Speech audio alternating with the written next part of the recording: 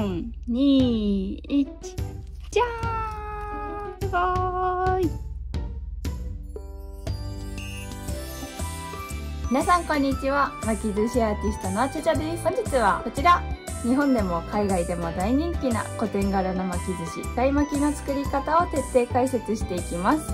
まるでモザイクアートみたいな綺麗な巻き寿司を作ってみたい。でも難しそう。以前動画やレシピを見て作ってみたけど失敗してしまった。そんな経験はありませんか？私も古典柄の巻き寿司を作ってみたくて自己流で作ってみたけど最初は全くうまくいきませんでした。ここで綺麗に作るコツなどを勉強して今ではとっても綺麗に古典柄の巻き寿司を作ることができています。今日はそんな私が日本でも海外でも大人気な古典柄の巻き寿司、使い巻きの作り方を徹底解説していきます。この動画を見ればあなたもまるでモザイクアートのような美しすぎる巻き寿司を作ることができちゃいます。私は今まで100名以上の方々に巻き寿司を教えてきました。今までの実績、ノウハウをもとに可愛い巻き寿司の作り方、コツなどを今後も紹介していきますので、今のうちにチャンネル登録よろしくお願いします。それでは早速始めていきましょう。それではスタートです。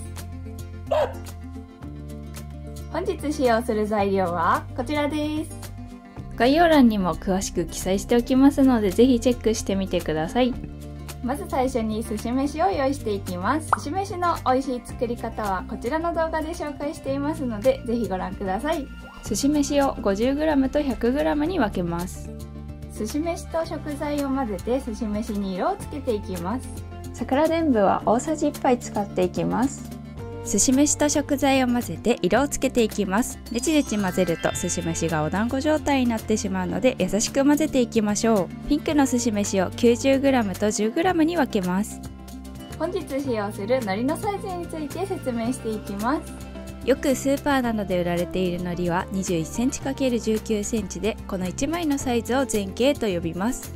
これを半分にカットしたもの 10.5cm×19cm を飾り巻き寿司アートでは1枚と数えます。今回はこの 10.5cm×19cm を2枚、これをさらに半分にカットしたもの 10.5cm×9.5cm 海苔2分の1を1枚使用していきます。次に卵焼きを準備していきます。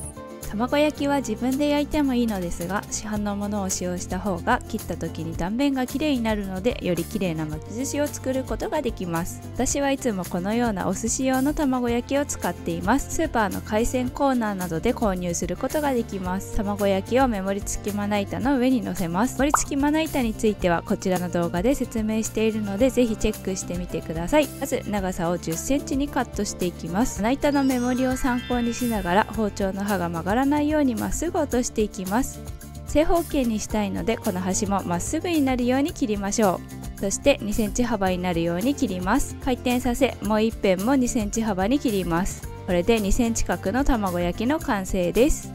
ここまでできたら準備万端です。早速海苔と寿司飯を使ってパーツを作っていきましょう。目盛り付きまな板の上に巻きすを乗せます。巻きすの紐が上に来るように乗せましょう。海苔2分の1 10.5cm×9.5cm を使っていきます。巻きすと海苔の下線が一緒になるように置いていきます。巻きすと海苔の下線はいつも一緒と覚えておいてください。寿司飯 50g を手の中で軽く棒状にして海苔の下を少し開けておきます。この時寿司飯の幅高さを均等にしていきます。海苔の上端に寿司飯に3粒をつけて指で潰していきます。こうすることで海苔がペラペラしにくくなります。ここまでできたら巻いていきます。巻きすと海苔を一緒に持って海苔を寿司飯に貼り付けます。このまま巻きすが下の海苔につくまで巻きます。下の海苔まで巻くことができたらここでキュッと締めます。巻きすを浮かせ上に転がしていきます。これで綺麗な棒状の巻き寿司ができました。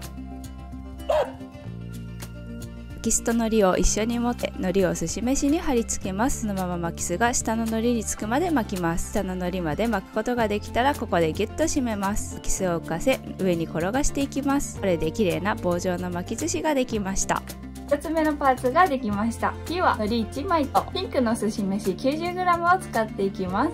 海苔1枚を縦に置きます。下から数えて 13cm のところにピンクの寿司飯 90g から 2,3 粒を取って目印をつけていきます。残りの寿司飯を手の中で棒状に伸ばして海苔の中央に置きます。これを目印のところまで左右に伸ばして敷き詰めていきましょう。その時海苔の黒い部分が見えなくなるくらいまできれいに均等に敷き詰めることがポイントです。こんな感じで敷き詰めてあげましょう。巻きすを用意します。巻きすの紐が上に来るように置きましょう。その上に先ほどのピンクのすし飯 90g を敷き詰めたものを置きます。巻きすと海苔の下線はいつも一緒です。その上にすし飯 50g を棒状に巻いたものを蓋を少し開けておきましょう。ここまでできたら巻いていきます。指で棒状に巻いたすし飯 50g を押さえながら巻いていきます。すし飯が下の海苔につくまで巻いていきましょう。ここまでできたらすし飯同士がしっかりくっついているか巻き終わりを確認します。海苔が見えてしまっている場合はすし飯ピンク 10g を使って海苔が見えなくなるようすし飯を足していきましょう。この時に厚さが均等になるように注意しましょ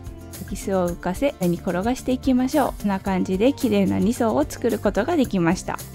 綺麗な2層の巻き寿司を作ることができました。ここまでできたらこの巻き寿司を縦半分にカットしていきます。いきなりカットするのは自信がないという方はこちらの動画で古典柄の折り七葉という巻き寿司の作り方を解説しています。それでは巻き寿司を縦半分にカットする練習ができます。ぜひ合わせてご覧ください。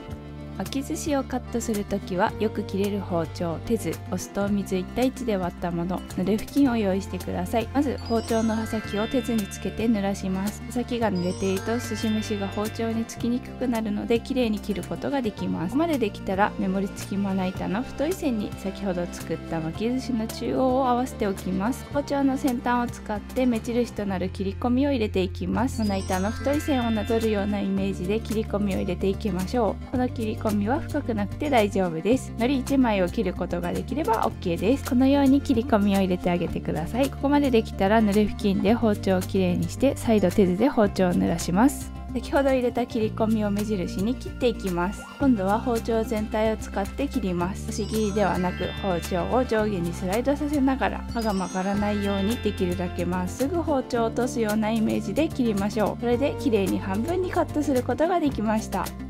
縦半分に切ることができました。お疲れ様でした。ではこれをさらに半分にカットしていきます。先ほどとは違い平らな面があるので先ほどより難易度は下がります。安心してカットしてみてください。一度巻き寿司を切ると包丁が汚れるので包丁を濡れ布巾できれいにします。きれいにしたら再度手酢で濡らしましょう。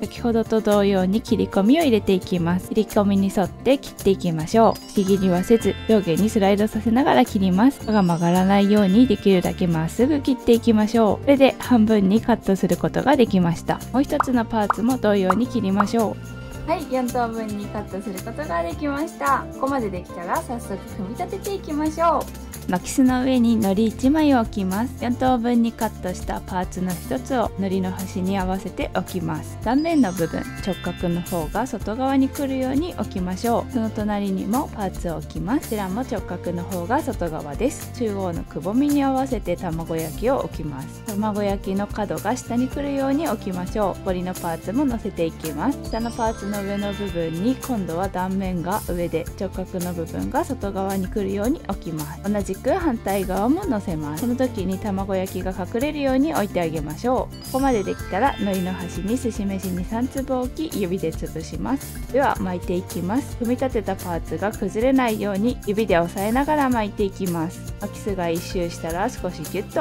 締めてあげましょう。巻きすを浮かせ上に転がしていきます。これで完成です。組み立てが終わりました。これで完成です。早速カットしていきましょう。巻き寿司をカットするときは先ほどと同様によく切れる包丁、手酢、お酢と水1対1で割ったもの、濡れ布巾を用意してください。包丁の刃先を手酢で濡らしてから切ります。まずは真ん中 5cm、5cm のところをカットします。押し切りは NG です。包丁を大きく上下にスライドさせながら切ります。切ります。3、2、1、じゃーん。いい感じにできました。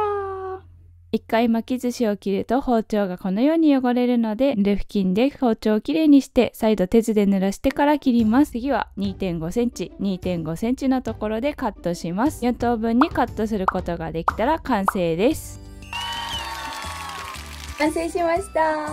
すごーい。やっぱり鹿い巻き綺麗ですね。卵焼きだったり桜でんぶだったり手に入りやすい食材でできますのでぜひぜひ挑戦してみてください。一つ食べたいと思います。いただきます。美味しい。